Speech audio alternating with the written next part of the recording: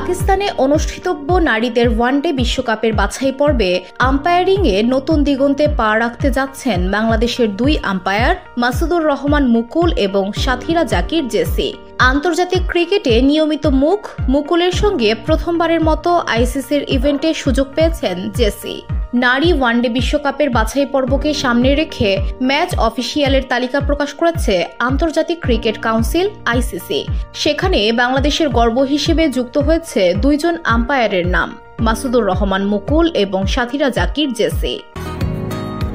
বসুন্ধরা, উত্তরা, বনশ্রী, কুড়িল ও বাড্ডা সহ রাজধানীর বিভিন্ন স্থানে অভিজাত ও অত্যাধুনিক মানের ফ্ল্যাট কেনার এক নির্ভরযোগ্য প্রতিষ্ঠান pleasant properties limited.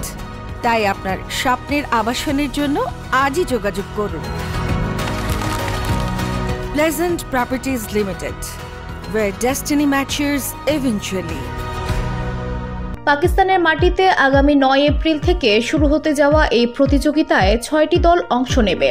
Round robin league পদ্ধতিতে শীর্ষ 2 দল পাবে বিশ্বকাপের মূল পর্বের টিকিট। আর এই গুরুত্বপূর্ণ লড়াইয়ে মাঠের বিচারকের ভূমিকায় থাকবেন মুকুল ও জেসি।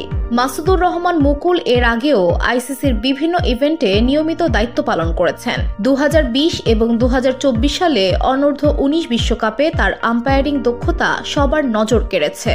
তবে সাথীরা জাকির জেসির জন্য এটি হবে প্রথম আইসিসি ইভেন্ট। এর আগে নারীদের এশিয়া কাপে আম্পায়ারিং এর অভিজ্ঞতা থাকলেও বিশ্বমঞ্চে তার উপস্থিতি এবারই প্রথম।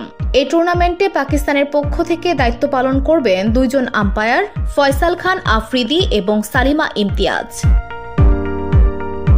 2024 সালে আইসিসির ডেভেলপমেন্ট আম্পায়ারদের আন্তর্জাতিক প্যানেলে যুক্ত হয়ে প্রথম নারী আম্পায়ার হিসেবে ইতিহাস গড়েন সালিমা।